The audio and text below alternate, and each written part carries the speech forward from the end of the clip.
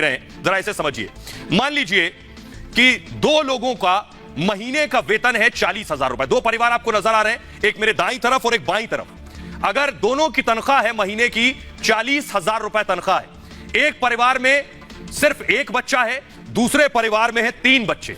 अब जरा सोचिए दोनों परिवारों में कितना फर्क आ जाता है केवल बच्चों के आधार पर। जिस परिवार में एक बच्चा है वो उस बच्चे को अच्छा खाना दे पाएंगे अगर 40,000 तनख्वाह है, बनिस्बत मुकाबले जिस परिवार में 3 बच्चे, उनको 40,000 में 3 बच्चों का पेट भरना होगा। लाजमी है कहीं ना कहीं खाने में कुछ ना कुछ कमी रह जाएगी। ऐसे ही बात एजुकेशन की कर लीजिए, बच्चे की पढ़ाई, दोनों की तनख्वाह, दोनों परिवार की तनख्वाह 40,000 रुपए है, एक के एक बच्चा है, एक के 3 बच्चे। ऐसे ही शिक्षा, जिसके एक बच्चा है उसे एक ही बच्चे की फीस देनी है, वो अच्छे स्कूल में दाखिला कराएगा, लेकिन जिसके 3 बच्चे हैं वो उसी 40,000 में 3 बच्चों को पढ़ाएगा। दाखिला कराने से पहले स्कूल की फीस और अपनी जेब दोनों देखेगा। नतीजा क्या होगा? औसत स्कूल में दाखिला कराना मजबूरी हो जाएगा। यानी आप बच्चे की सेहत से भी खिलवाड़ करेंगे और बच्चे की शिक्षा से भी खिलवाड़ करेंगे। अगली वजह देखिए, बच्चों का स्वास्थ्य बेहद अहम है।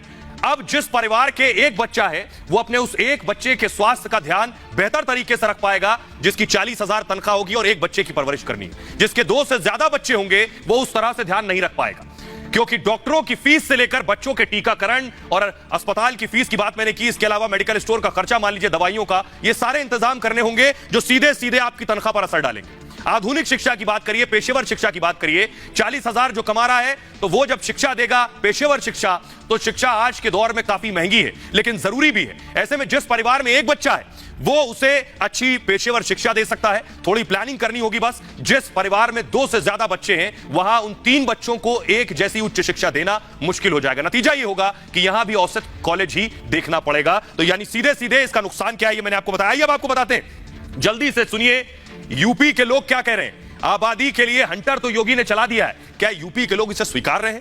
क्या यूपी के लोग गुस्से में हैं या उत्तर प्रदेश के लोग खुश हैं? कह रहे हैं ये और पहले होना चाहिए था। सुनिए जरा। जनसंख्या कम होना चाहिए जी, बेहतर फैसला है। सरकार को हम लोग कोटि कोटि धन्यवाद देते हैं। हम और हमारा सिर्फ एक बच्चा है और हम लोग इसी पॉलिसी के तहत अपनी लाइफ जी रहे हैं और हम चाहेंगे कि देश में और सख्ती से ये कानून लागू हो। मेरे हिसाब से इसको बहुत पहले ही आ जाना चाहिए था और ये आ रहा है तो बहुत सही कानून है। बहुत अच्छी बात है ये जो गवर्नमेंट ने निकाला है, ये जो कानून लाने जा रही है जनसंख्या नियंत्रण के ऊपर, ये बहुत ही अच्छा है। 2 बच्चे होंगे, हर आदमी को एम्प्लॉयमेंट मिलेगा, हर आदमी अच्छे से रहेगा और इससे अच्छी कोई बात नहीं हो सकती। फैमिली को अच्छे से पालने पोसने में आसानी रहेगी, बच्चों की पढ़ाई लिखाई हर चीज़ अच्छे से हो जाएगा। तो बच्चे सही रहते हैं और क्या, इसमें लाइन नहीं लगना पड़ती है। जैसे कंट्रोल में लाइन लगी है, अस्पतालों में लाइन लगी है, इससे सीमित रहेगा, हिसाब किताब उसका बना रहेगा। कि आज की डेट में जो भी दिक्कत आ रही है वो सारी पॉपुलेशन की वजह से आ रही है। अगर करप्शन भी है कहीं तो वो पॉपुलेशन की वजह से है।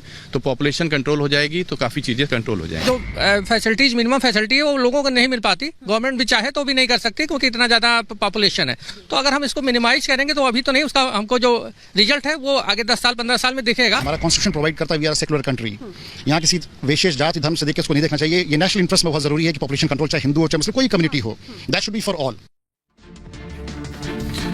तो योगी आदित्यनाथ ने आबादी को काबू करने का तरीका खोज लिया है, लेकिन योगी दरअसल अपने कड़े फैसलों के लिए ही जाने जाते हैं। सोचिए चुनाव नजदीक, उससे पहले योगी ने फैसला लिया। इससे पहले भी उत्तर प्रदेश को सुधारने के लिए योगी ने क्या क्या फैसले लिए ये आपको बता रहे हैं। उत्तर प्रदेश के मुख्यमंत्री योगी आदित्यनाथ ने जिस दिन से सूबे की कमान संभाली है उस दिन से उत्तर प्रदेश को उत्तम प्रदेश बनाने का उनका मिशन यूपी शुरू हो गया। पहले माफिया, फिर यूपी की मूल समस्याओं का समाधान और उसके बाद सूबे के स्वास्थ्य ढांचे को जिस तरह से सीएम योगी ने संभाला है वो वाकई काबिले तारीफ है।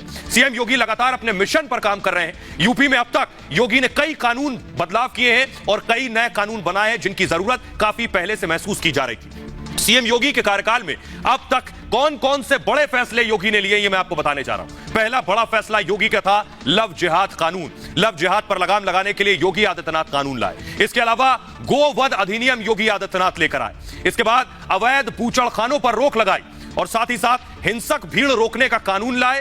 तोड़फोड़ की भरपाई पर कानून लाए कि अगर तोड़फोड़ करेंगे तो भरपाई भी आपकी जेब से होगी। विवाह पंजीकरण पर भी योगी आदित्यनाथ कानून लेकर आए हैं। लेकिन अब सवाल यह है कि क्या सिर्फ यूपी में यह कानून की जरूरत है? क्योंकि पूरे देश की आबादी तेज रफ्तार से, बुलेट ट्रेन की रफ्तार से बढ़ रही है। जैसा मैंने पहले आपको बताया कि चीन को भी हम पीछे छोड़ देंगे, तो क्या इसी तरह का कानून पूरे देश में लाने की जरूरत है? यह मैं इसलिए कह रहा हूं, जरा देखिए पूरी दुनिया के मुकाबले हम कहां खड़े हैं। उत्तर प्रदेश, मैंने आपको बता दिया, उत्तर प्रदेश वो राज्य जो बड़े बड़े मुल्कों से आबादी में आगे, लेकिन भारत भी पूरी दुनिया के अलग अलग देशों से आबादी में कहीं आगे। देखिए जरा, मैं आपको दिखाने जा रहा हूं हिंदुस्तान कहां खड़ा है आबादी के मामले में। योगी वाला कानून पूरे देश में चाहिए। 139 करोड़ आबादी भारत की है। अमेरिका देखिए 33 करोड़, कहीं मुकाबला ही नहीं है। 139 करोड़ और 33 करोड़, दूर दूर तक कोई कंपैरिजन नहीं। दूसरा देश देखिए जरा, रूस 14 करोड़ और आबादी हमारी 139 करोड़, कोई मुकाबला नहीं है। रूस हमसे 5 गुना ज्यादा बड़ा है। चीन देखिए 144 करोड़ और हम 139 करोड़, सिर्फ और सिर्फ 5 करोड़ का फर्क है। सोचिए जरा, जो चीन हमसे 3 गुना बड़ा है। इसके अलावा देखिए ब्राजील, हमारी 139 करोड़ आबादी और ब्राजील की 22 करोड़ आबादी। तो आखिर कैसे रुकेगी ये आबादी? वक्त आ गया है कि इस पर काबू पाया जाए। बहरहाल आगे बढ़ते हैं और अब आपको रिचर्ड की बात बताते हैं, क्योंकि अब आपके लिए अंतरिक्ष में सैर की तैयारी शुरू हो गई है। जी हां, अब आप भी बैग पैक कर लीजिए, क्योंकि अब तक आप टूरिस्ट डेस्टिनेशन के तौर पर पहाड़ों पर जाते थे, डिजर्ट यानी रेगिस्तान में जाते थे, वादियों में जाते थे, लेकिन अब तैयारी अंतरिक्ष की हो रही है।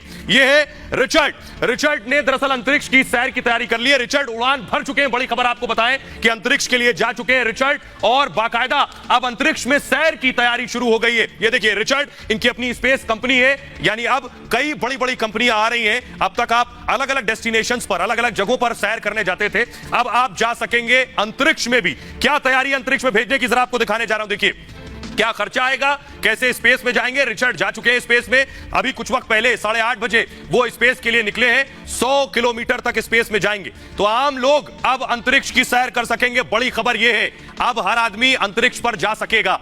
अमेरिका में शुरू होगा स्पेस टूरिज्म। जी हां, कीमत थोड़ी ज्यादा है, आपको बताऊं 1 करोड़ 90 लाख रुपए खर्चने होंगे अंतरिक्ष की सैर के लिए। जी हां, 1 करोड़ 90 लाख। 1.5 घंटे में अंतरिक्ष की यात्रा होगी। धरती से 97 किलोमीटर ऊपर जाएंगे, जहां से पृथ्वी गोल नजर आएगी। ऊपर जाने के बाद यात्रा में मोबाइल की इजाजत नहीं होगी, नुकसान ना हो इसलिए प्रतिबंध होगा। गुरुत्वाकर्षण ना होने पर नुकसान हो सकता है। और आपको बताएं, सेल्फी के लिए यान में कैमरे लगे होंगे, 2 अन्य कैमरे भी रिकॉर्डिंग पर होंगे। अंतरिक्ष में पहुंचने पर भारहीन महसूस करेंगे, आपको लगेगा आपका वजन ही नहीं है। 4 मिनट तक आप वेटलेस महसूस करेंगे।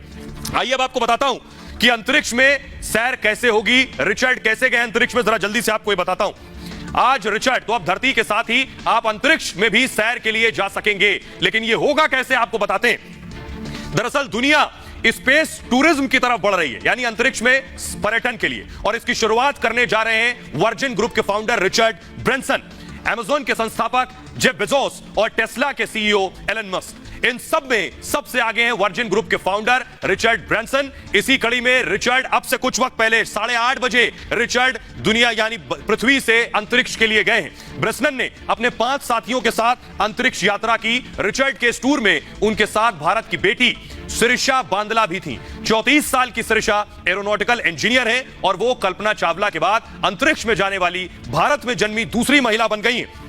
इस यात्रा के साथ ही अमेज़न के संस्थापक जेफ बेजोस भी जल्द अंतरिक्ष की यात्रा करने वाले हैं और 20 जुलाई को बेजोस अंतरिक्ष की सैर पर जाएंगे। बेजोस की कंपनी में स्पेस टूरिज्म पर काम कर रही है और मतलब अगर यात्रा सफल रही तो उनकी कंपनी भी जल्द आम लोगों को अंतरिक्ष की सैर करवाएगी। तो आपको बताएं, रिचर्ड जा चुके हैं, बेजोस 20 जुलाई को जाएंगे। बहरहाल ये भारत की बात है, मैं इतना